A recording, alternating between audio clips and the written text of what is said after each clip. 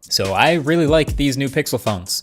New designs this year, obviously, but also new specs, new features, also new issues, but of course, new price tags. So we really got to jump into the nitty-gritty of what's actually good about them.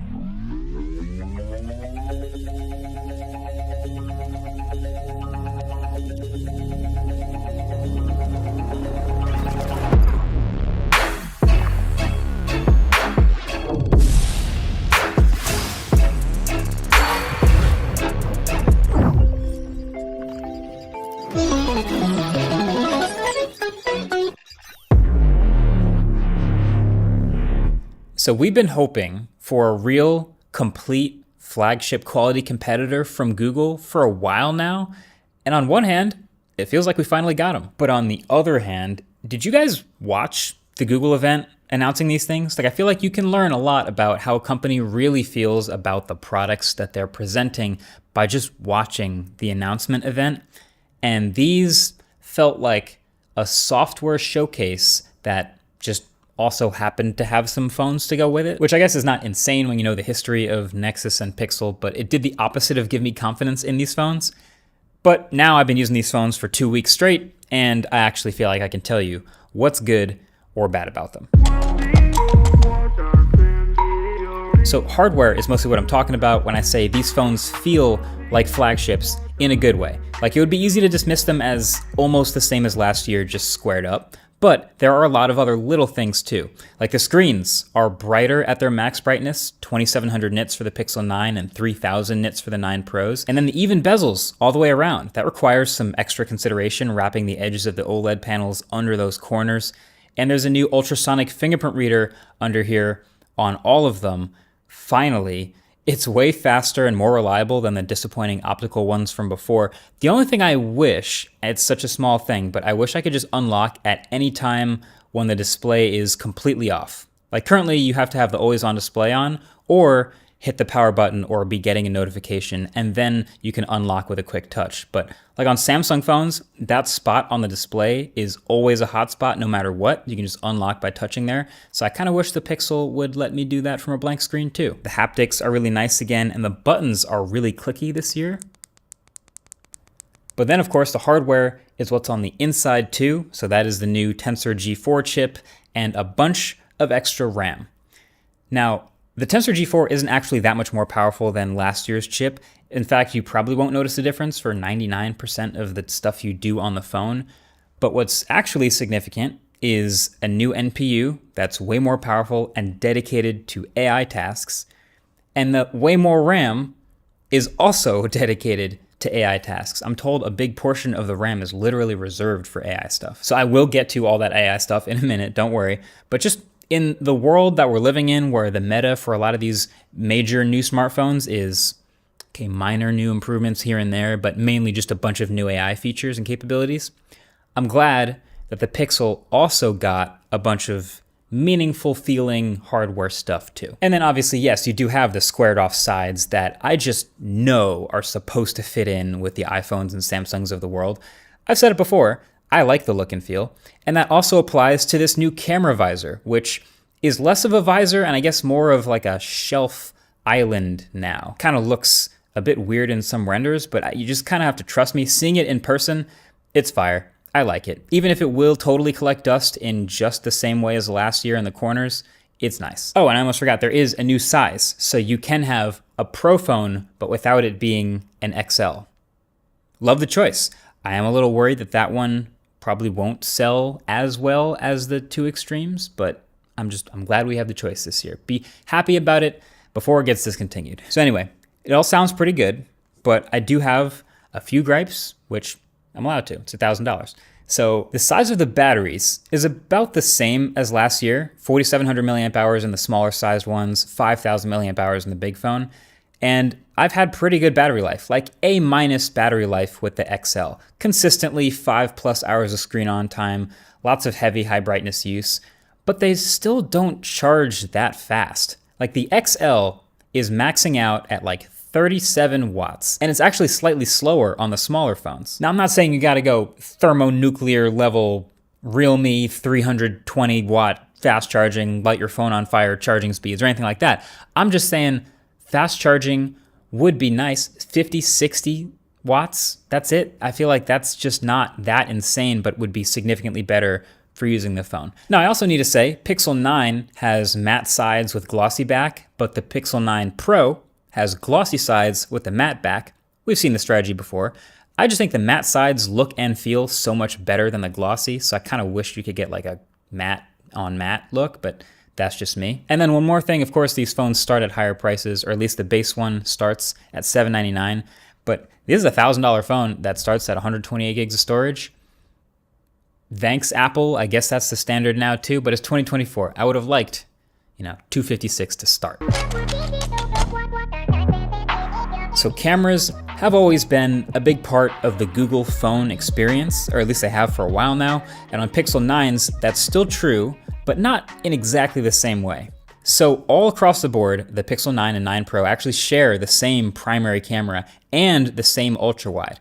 The Pros just get that extra telephoto, the 5x zoom, and the primary camera that they all share is basically the same as last year. The ultra wide is new, it's 48 megapixels instead of 12, but it bins down to 12. So look, shooting with these new cameras, it's great. It's a quick smartphone camera app. There's a bunch of easy to use modes. It's responsive, focus is quick. It's easy to get consistent, good pictures that process pretty quickly. What I mostly notice about these photos is they still look very processed to me. Like this is the Pixel look now these days with the last few generations. Just lots of HDR, lots of contrast, lots of dynamic range, also lots of sharpening. It's just not as natural of a look as we've seen in some others. It's more on the punchy side, which is honestly great for just sharing a photo on social media, but some may prefer a more neutral photo. The new selfie camera on the Pro actually feels like the biggest improvement as far as detail and color over the regular Pixel 9, which doesn't get this. But I'd say this is a pretty nice selfie camera, just so much dynamic range. But if you want to see and hear what video footage from the Pixel sounds like, I shot an entire video on the autofocus channel on the Pixel 9 Pro XL in 4K 30 with actually no external hardware. I didn't even plug in a mic. This is just the built-in mics. So yeah, just me holding a phone. If you don't zoom in at all, the videos look great. They're sharp, but obviously still very processed. And you can see it like prioritizing segmentation and like lighting on my face and shifting colors around. So I'll leave a link below if you want to watch that whole eSprinter review when it goes live. And you might as well subscribe over there while you're at it for other car videos. But this is all part of the Pixel experience. Just like they're still tuning these cameras. They may end up looking a little more natural in the future, even though it's been a generation. Like that's one of the things that you can get out of this phone, but also when they present these things, it's all about the features, the smarts, the crazy AI magic editor and all this AI stuff on these phones. There's a lot to the Pixel experience. So, Google makes Android. Google makes their own Android phone. Therefore, the Google Android phone should be the vessel for showing off the latest and greatest from Android, right? Android 15 preview just got shown off in February. It's coming out by the end of the year. These phones launch with Android 14. That's not a joke. All these Pixel 9s are running the second latest version of Android out the box.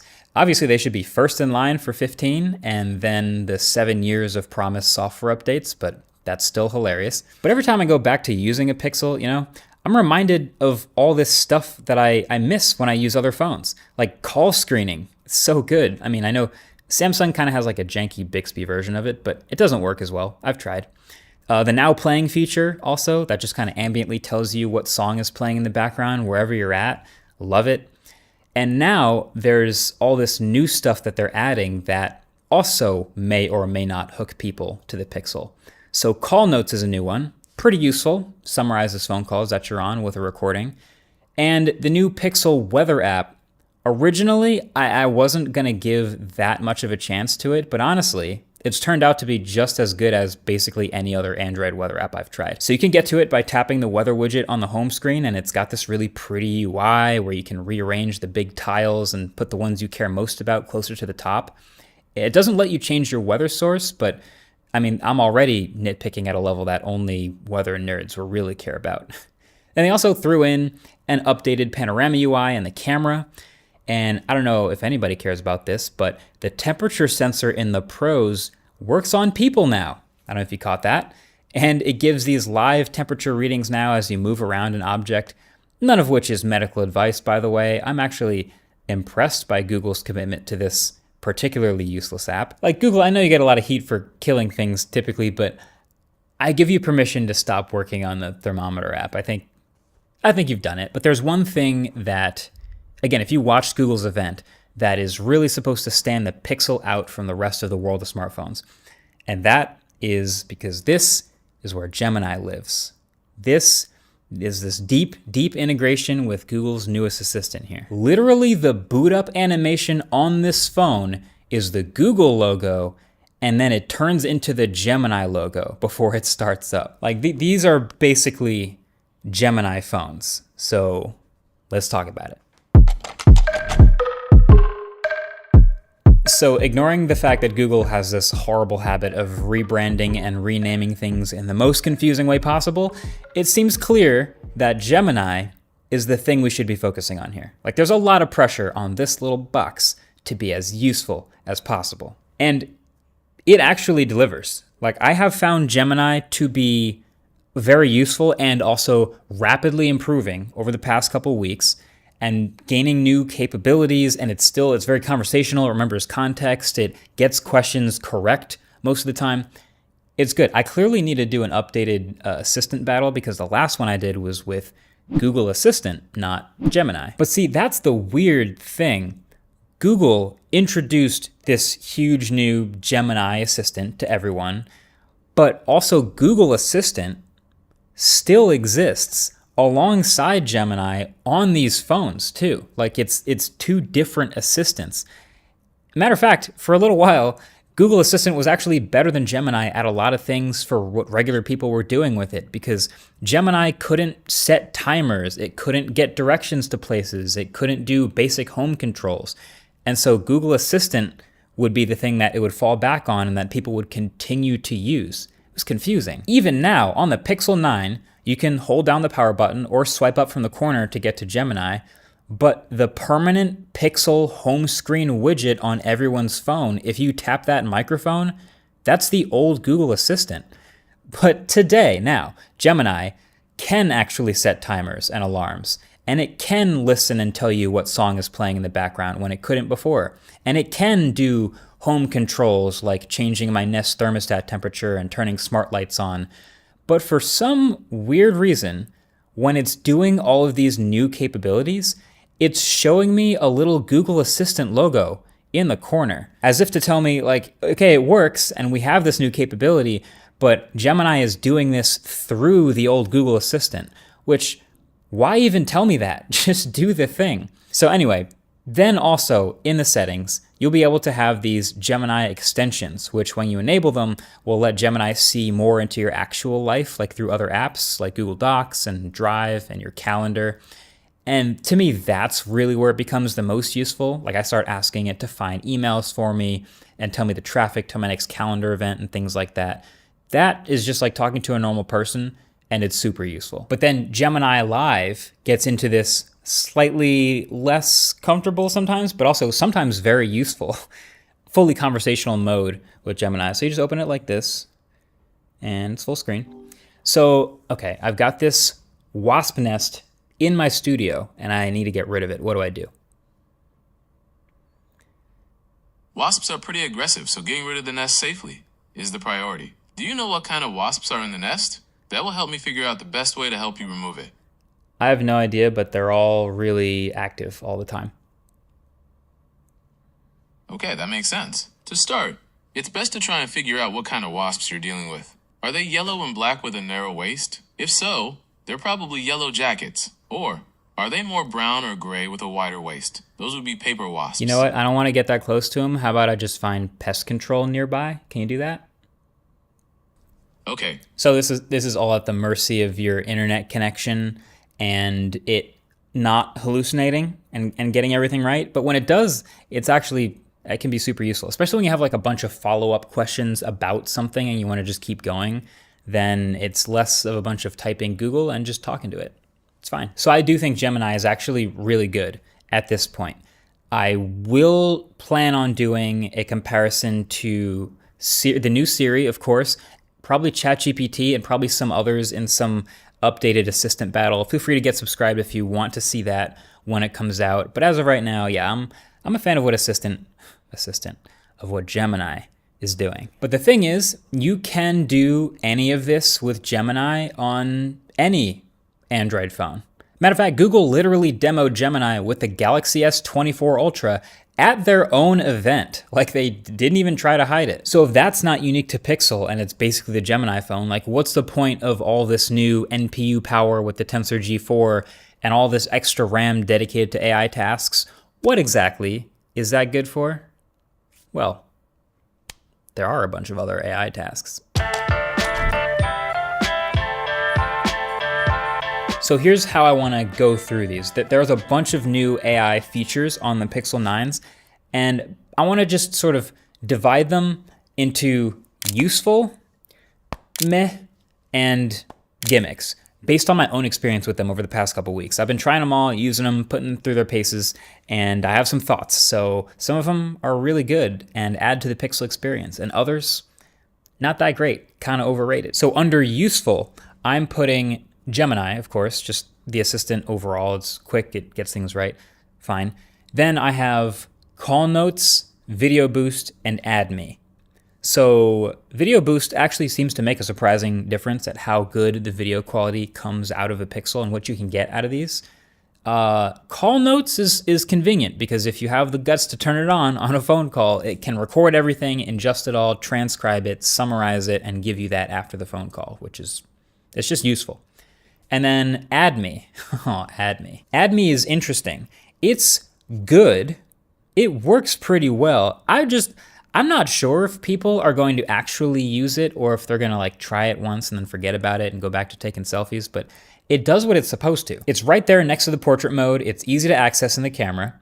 And so if you need to take a group shot and you actually have no one to take it for you, this feature is genuinely useful. It just combines two pictures and boom, everyone's now in the photo. In case you were wondering, yes, you can do Add Me with yourself. And yes, if you pixel peep, you can tell that it's not perfect every single time. There are fuzzy edges. Like, it's clearly using the base frame from the first photo and then compositing in the last person. But in general, like, the fact that Google has leaned this far in and created a genuinely useful feature out of thin air by just abandoning reality in the Pixel camera app, I guess, yeah, you got to give them credit. It's just, will people actually know to use this, or will they just go back to taking like a selfie with everyone behind them so they get everyone in the shot? I don't know. Only time will tell. So then there's meh.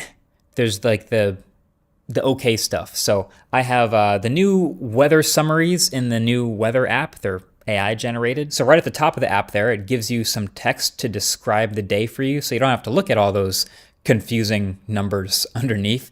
Honestly, it's actually kind of useful sometimes. But is this really AI? Like, maybe the sentence structure is coming from an LLM or something? I don't know. Whatever. It's fine. It certainly didn't tell me about all of this clouds coming in, probably going to dump some rain and also ruin my lighting. But then Magic Editor got this reimagine feature that lets you highlight any part of an image and then enter some text to turn it into something else completely different to have your photos look like, I don't know, a fantasy land or something that also never happened.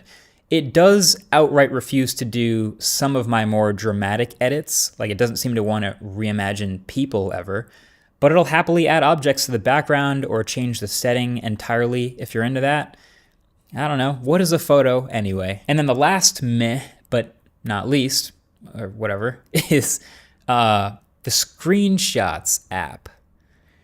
Am I missing something here? I mean, I get the premise. You have some screenshots on your phone that you've taken where you want to save some critical information in them.